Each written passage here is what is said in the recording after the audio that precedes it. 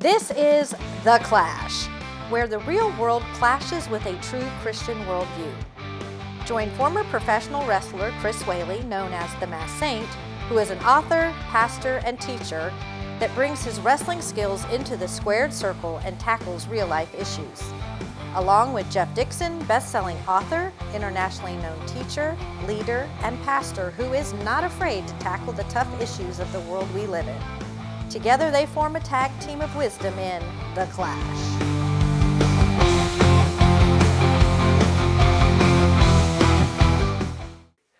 Welcome to The Clash, where we take a Christian worldview and allow it to clash into the world that we live in. Now, along the way, we hope that we say something, or you see something, or hear something that will inspire, encourage, stretch you, and challenge you just a little bit in your journey of faith. And we hope it will be a little bit of fun along the way. I'm Jeff Dixon, and I'm joined once again by the co-host of this amazing TV show, the Saint himself, Chris Whaley. How you doing, Chris? Excellent, Jeff. And you know what? I love to tease people a little bit. Do you? Well, yeah, for the most part. And I know we're filming right now, but I want to talk to you about that because, see, I don't know what this show's about. That's why it's so fun to tease you with it. Because it's just like a special event, a special show. Yeah. And so I don't really know what we're doing here today. Yeah, well, this is kind of fun for me because, you know, you are always so creative and you do such amazing stuff, and I just kind of sit there in awe of you. So this is one time that you got to be in awe of me because I know what's happening and you don't. Okay, so when are you going to tell us? After the commercial. Hi, I don't know if you're like I am, but some mornings I sit and I drink a cup of coffee and I ponder the world that we live in. And I think to myself, how do we take our Christian worldview and allow it to clash into the culture around us? And sometimes as I'm drinking my coffee, I'm motivated because I'm drinking out of my Clash coffee mug. That's right, this Clash coffee mug. I use it just about every morning. And you know what? You can have one just like it too by visiting the Clash store. Because nothing like pondering the world we live in over a good cup of coffee. And nothing makes the coffee taste better than an official Clash mug. No kidding. Don't believe me? Try it. We don't have a money-back guarantee, but just try it. It works. Well, we have a little bit of a different twist today on the Clash because it's a first, Jeff. It's a first? It's a first. Today? This is the first repeat as far as the person that we're interviewing. This is his second time. Yeah, but if we're going to do a rerun, why are we here? It's not a rerun. Oh, it's not a rerun. No, it's just the person is a repeat, not what he's going to say. So he's not the same person we interviewed before? Get out of here. Okay, just check. I just want to make sure I didn't know what we were talking about here. I didn't get the memo on this show. What's going on? We're blessed today to have back with us Richie Scruggs, who has a wonderful ministry called Wrestling for Christ, which we have had. Yes, we have. At the church at 434, and it's always a hoot, is it great. not? Fantastic. It really is. Yeah. Richie, man, it is great to have you back with us. Guys, it is great to be back. I tell people all the time, this is probably one of the greatest programs out there, the Clash. Very informative from A to Z. Just blessed to be asked to come back on here. What a joy it is to see you guys again. Well, if we have anything going for us, it's because we get great guests like you. It's certainly in spite of the host. Oh, man. I know that for sure. So, but hey, it's good to see you again, man. Yeah. Well, you guys are the Sonny and Cher of the internet. Let me tell you that. I'm funny. I guess I'll be Cher. You jail. You That's guys right. are just, you're naturals at this. Every episode, you're naturals. You kind of Hey, Richie, for those that don't know who you are, please tell us about your wrestling career. Well, guys, my name's Richie Scruggs. I live in Shelby, North Carolina. I'm a Christian first who just happens to wrestle, and I use wrestling as a way to share the gospel. My ministry, or our ministry, is Wrestling for Christ Ministries, based out of Shelby, North Carolina. We're just a group of Christian men who travel. Jeff and Pastor Chris, as well as anybody that, there's multiple, everybody has a pulpit. Some share the gospel through preaching, some share the gospel through singing, Some share it through teaching. We just happen to use a 16 by 16 ring as our pulpit, and we share it through wrestling. We set up this ring here in the Carolinas, Georgia. You guys just mentioned a second ago. We've been to your church as well, and I do want to thank you for that, having us there. That support went a long ways in our ministry this past year in the Philippines, but we do travel all over the country setting up the ring. We put on 2 or 3 matches. Then we have the local pastor or a guest speaker come in and share the gospel at each and every one of our events. And we kind of set ourselves apart. When people see wrestling or hear wrestling, they think of what you see on WWE. And we are that same type of wrestling, but we kind of set ourselves apart by the way we dress, by the way we come to the ring, by the way we act in and out of the ring, the music. Everything's just different when it comes to wrestling for Christ. We want to be different. We want to be the same as far as the wrestling goes, but we want to be different. We want people to know. We don't want them to see us. We want them to see Jesus through us, and that's just who we are, and that's what we do. But you've wrestled some of the biggest names in the business, though. Oh yes, sir. I had my very first match July 4th, 1990. So I'm going on 35 years in the business. But July 4th, 1990, against Ivan Koloff. A lot of people will remember Ivan as the Russian Bear, and of course Nikita, which he's been on the show before here at the Clash. I've wrestled Jimmy Snuka, you name it. I've wrestled about anybody and everybody in the business. Been blessed to be able to share the ring with some of the greatest to ever lace up their boots. Rock and Roll Express, Midnight Express, Matt and Jeff Hardy. Been on cards from anybody from A to Z, you name it. I've pretty much been around them. God's really blessed me in this profession we call wrestling. And I still do it today. We have big events planned for the next several months. We've got the fairs coming up. We've just got in with a lot of fairs, which is great because that's a built-in crowd. Yeah. Not your typical Wrestling for Christ crowd, but we're looking forward to being able to share the gospel with them as well. Everybody needs to hear the gospel. They do. Well, now you also, though, Wrestling for Christ also has a weekly television show here on Abundant TV, right? Yes, sir, we do. The Saturday night Praise and Power Hour comes on at 6 o'clock. I think we have a replay that comes on Tuesdays or Thursdays now. So we're on actually twice a week. But we do televise, do national TV tapings at every one of our events, church shows, Legion shows, fair shows. Everything we do will be televised on our weekly television program. Saturday night Praise and Power Hour with Jody Powell as we call him Gentleman Jody Powell. You guys know Jody, and he actually has another show, Falls Count Anywhere, on Abundant TV. We are really enjoying our time on Abundant TV. Plus, it gives the guys an opportunity to be seen worldwide, not just here local Carolina shows. Sure. Yeah. Go ahead. Now, tell us, though, because you mentioned it in passing. We talked about this when you were with us before on the show. You spend a great deal of time, or regularly get to the Philippines. And one of the reasons we wanted to have you back today is we know that you are kind of fresh off a mission trip in that area again. And so we wanted to let you kind of share what's been happening there, what you guys were doing, some of the things that took place. And we just want kind of that conversation to catch us up, but also to catch our audience up so they can know what they've been praying for with you and see how it turned out. Oh, yes, sir. I just got back. I was over there for a month. I took the month of July. Me and my team were over there. This all started back in 2008 when I was traveling alone to the Philippines, and I've always used wrestling as a means to share the gospel. I always take my belts with me, and for the first several years, it was me by myself, passing out gospel tracts and going on visitations with some of the local churches, and then we had a pastor, s3e6 is his name. He came to the United States to raise support for his ministry and actually came to one of our events.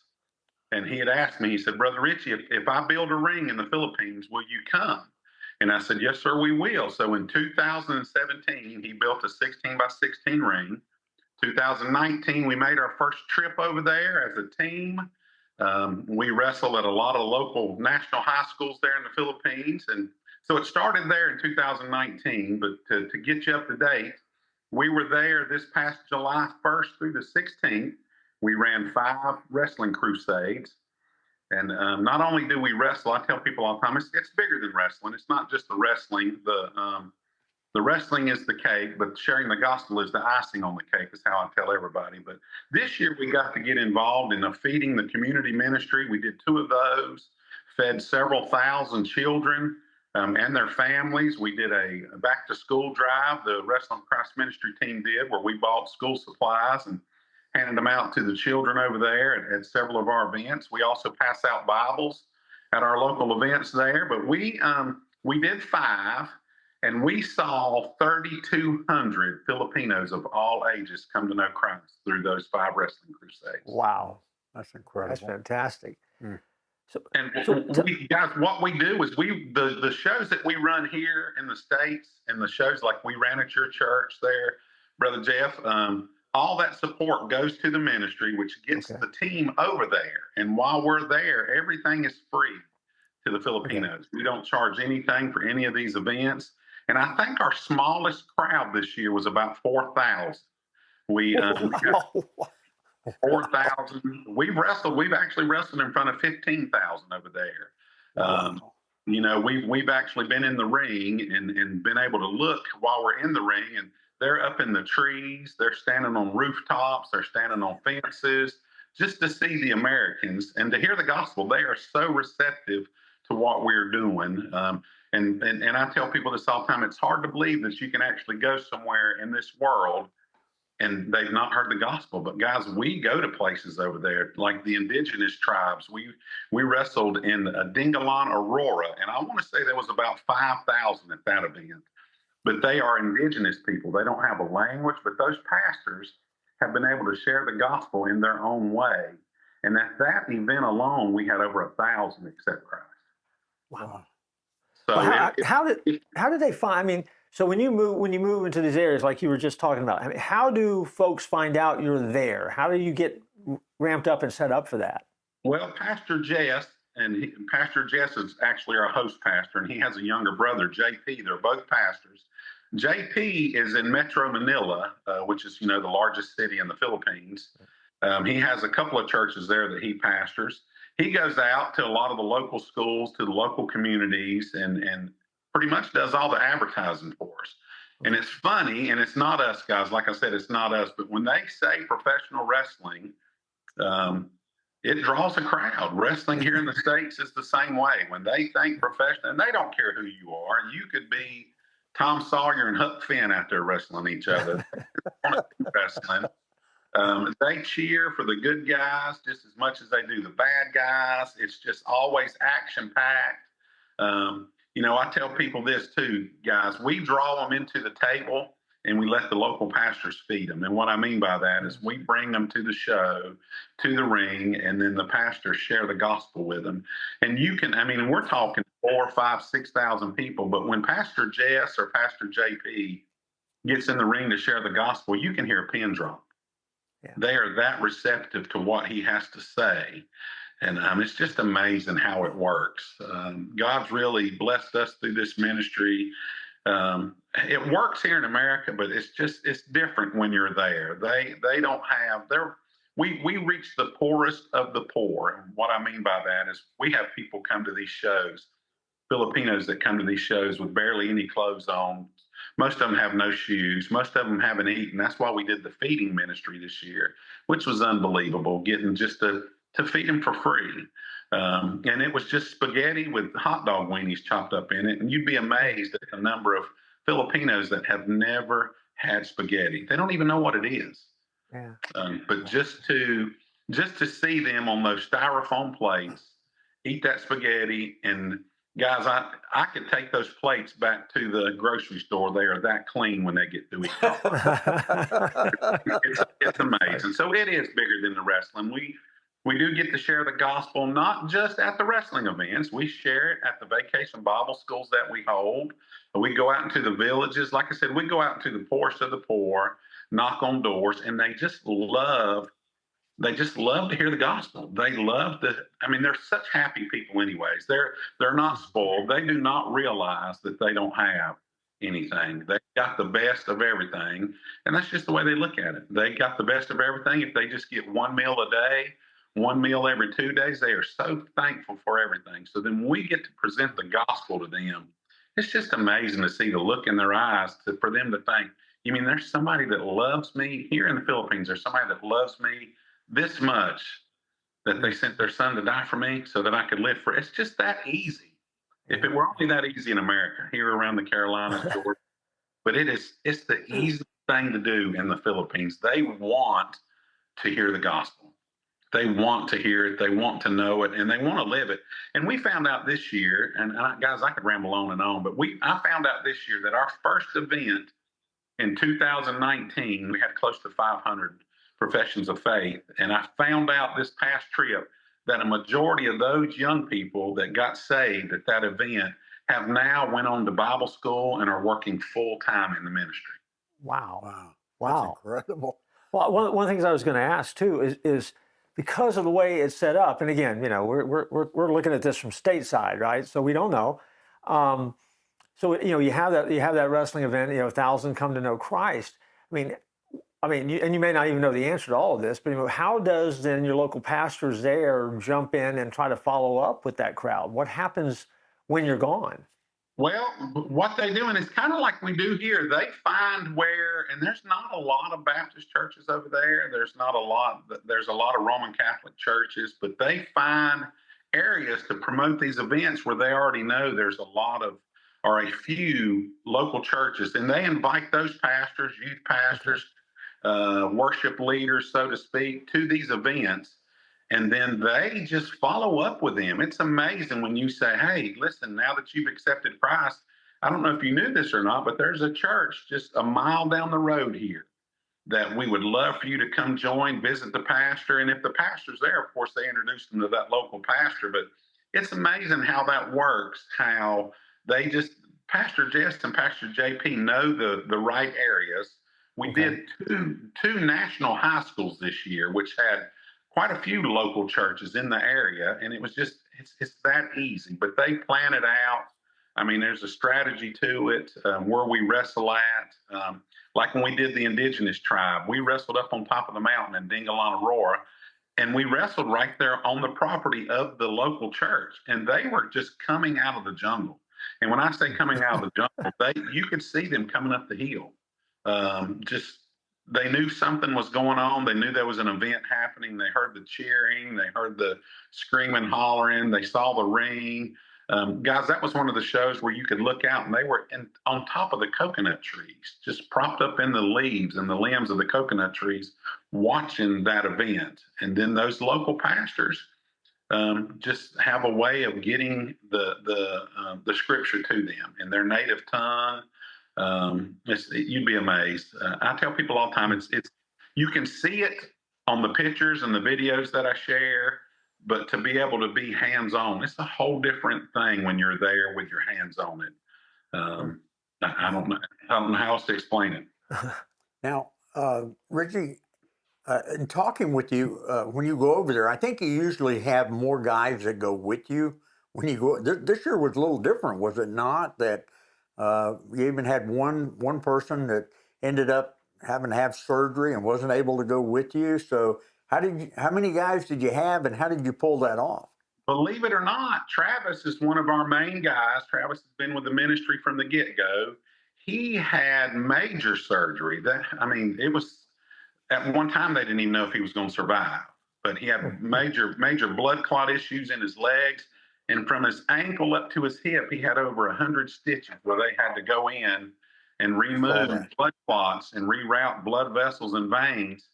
And we prayed and prayed and prayed, and the Lord saw fit for him to be able to go. So he did make it with us. And then right before we left, the doctor gave him clearance to be able to wrestle. So the whole team, God just made things happen. He always does. It's easy to doubt sometimes, but my wife's always saying, she said, you just fret over stuff instead of fretting over it, pray about it. And we prayed about it and prayed about it. And Travis gave us the good news right before we left. So Travis did get to go. We were short a couple of guys this time, but we made it work. We only had 2 matches. We had one match, and then we had the preach, which gave us more time to share the gospel. And then we had the big main event. But yeah, it works. I'm telling you, it works. Okay. And you've had shoulder surgery, and you have yeah, I wasn't actually cleared to wrestle, but I did. I tore my pectoral back in March. My rotator cuff, my bicep, and the recovery for that's a year, 9 months before I can do anything. But there again, we just prayed about it, and the guys that I'm with, I trust them with everything that I do, and they trust me with everything we just were comfortable with each other, and we just knew that we were going to be okay. God had us, and we knew that, and it was probably our greatest trip. Some of the best matches we've probably ever had with some of the biggest crowds, and it worked. It worked. God saw fit to put everything together. No hiccups whatsoever. Well, I say no hiccups whatsoever. The guys came back on the 16th of July, and then I traveled over to another part of the Philippines, and I actually survived 2 typhoons while I was over there. Back to back, 14 days of straight monsoon rains. A lot of the Filipinos weren't so lucky where I was at, and it was a planned trip. So I was already planning on going to Santa Maria, Bulacan to be with a pastor friend of mine in his church. So we were on higher ground, but the day we left, or the guys left left Metro Manila and Tarlac, the typhoon Whippa hit and flooded the entire area. Loss of lives, loss of churches. I've got videos on my Facebook page where one of our local pastors, when I say they go to church, they don't let anything stop them. One of our local pastors, it was waist deep water, and I didn't think there was any way they were going to be able to have church. Well, he saw an opportunity. He gutted a refrigerator and put it on 2 bamboo posts and made a pontoon boat. And him and his youth pastors loaded his people up in there 2 and 3 at a time in that refrigerator shell, pulled them across the flooded water to the church, and they had church. They didn't miss a lick. There was a young couple getting married. The church was completely flooded. You couldn't even see the pews. The water was waist deep, and the pastor and the bride and the groom said, "Listen, this is scheduled. We're having a wedding today." And they pulled their breeches legs up. The bridesmaids pulled their skirts up, and they were in waist deep water in the church, and they got married. So they do not. I mean, they deal with it. They're used to it. They adapt. They overcome, and so we still had church every day. But the 2 typhoons, that's something I've never. And back to back. Yeah, I was going to ask, while I'm on here, we need to continue to pray for those guys. I talked to one of our pastors yesterday that lost all their vehicles. And I've got videos where you can see the top of the cars, but they're just completely lost. But they're going to go on. They're going to overcome all that and continue to serve the Lord, and that's just what they do. What is the and again, I'm fascinated and excited about what God's been doing. For these churches, what does recovery look like for them, though? Where are there groups, organizations, people helping them, or they have to figure it out for themselves? They kind of have like we have here, in the United States. They have groups that go in and help restore stuff, help rebuild, but 90% of it is their own people. Okay. I know the churches themselves, their own church members, the ladies, the men, they're one big family, and they just all come together and clean up and rebuild. And it's amazing. You would be, it's kind of like their very own Red Cross. They are so used to this that they're never ready for it, but they always overcome it, I guess is how I need to say that. Sure. This pastor, they'll sweep the church out, clean the church up, dry the pews off. But they've probably not missed a service. They have not missed a service. The floods Sunday morning, they still had service. They just, a lot of those churches over there have no electricity, so that's not anything that they have to worry about. So they just come in, knee deep water, and have service. Well, you were there for approximately a month, right, Richie? Yes, sir. Mm-hmm. I was. Well, out of that month, I'm sure there has to be, something that happened maybe 1 or 2 or 3 times while you were there that just really gripped you when you saw it or experienced it? Was there anything like that for you while you were there? Well, we were just amazed at the way the families came together for our feeding ministry. I've never been involved in anything like that, where the ladies, just all the church ladies and people from the community come together and provided all the meals to the children, to the parents, and then of course being through the typhoon. Never really was scared because I knew God had me taken care of. He was going to take care of me and take care of the church I was at. I was on the third floor. But just that there, and then being able to get out and seeing the damage and the floods, and being in places where dead animals were floating around in the water, and just such devastation that I've never seen here other than on the news. I mean, I've been through Hurricane Hugo here in the United States back in the late '80s, but to be there and see it, see just the devastation, seeing the cars under the water. But you know what? I said all that, and I'll say this too: being out, seeing all the flooding and stuff, I was able to see kids playing basketball in waist deep water, and instead of passing the ball, they would push it and it would float to the next player. It's just amazing, the kids play in the water, seeing them make little boats out of bamboo, and just have all the devastation around them, and they were still smiling. The kids were smiling, the parents, just like Pastor Reggie at his church. He called that little refrigerator. He asked me what I thought about his yacht. He said, "Brother Richie, what do you think about our yacht?" And I got videos where they would I'm telling you, it's amazing. And it was I actually got to go to the church, didn't get to get in the church, but was standing on the road. And it was probably a good 200 yards from the road where the church was. And of course, I just didn't feel comfortable wading in knee deep, waist deep water with stuff that I saw floating around in the water. They're used to it. And they were okay with that. But just to know that he saw an opportunity to make something happen and still have church. Here, if it's raining a little bit too hard, we have a tendency to say, "It's raining too much. I'm not going it out. I'll stay at home and watch it on live stream." Well, they don't have live stream. They have church. And they don't make excuses. They make a way. They don't make excuses. They make a way. And those pastors, those church members, they make a way, and they go to church. They go to, they don't have a whole lot, but that's one thing they do have. They have Jesus. Jeff, we got some dead air time. What are you doing? Chris, I'm looking at the Church at 434 app. It's an incredible app. It's absolutely free. And you can watch us, you can watch video, you can get resources for your walk and your journey of faith, and it's absolutely free. Just go to the Church at 434 and your app store, Google Play, and just download it and join us online all the time. Man, I hate to interrupt what's going on here, but I can tell by the clock on the wall that we're out of time, and the Clash has to come to an end this week. But there's so much more that we need to hear and see from Richie. So what do you think we ought to do next time?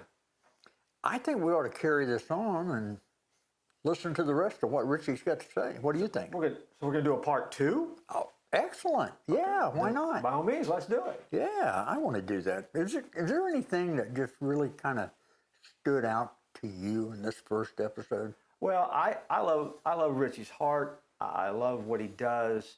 Of course, and he's a friend. Mm-hmm. But more than anything else, I'm glad you finally let me know what we were doing today. Yeah. Yeah. Well, I won't do that to you again because you know what the next one's about, right? Yeah, I know what part 2 is going to be. Yeah, you already know what part 2 is going to be. So, hey, we hope you have a great, great week. Don't forget to come back next week, and don't tap out.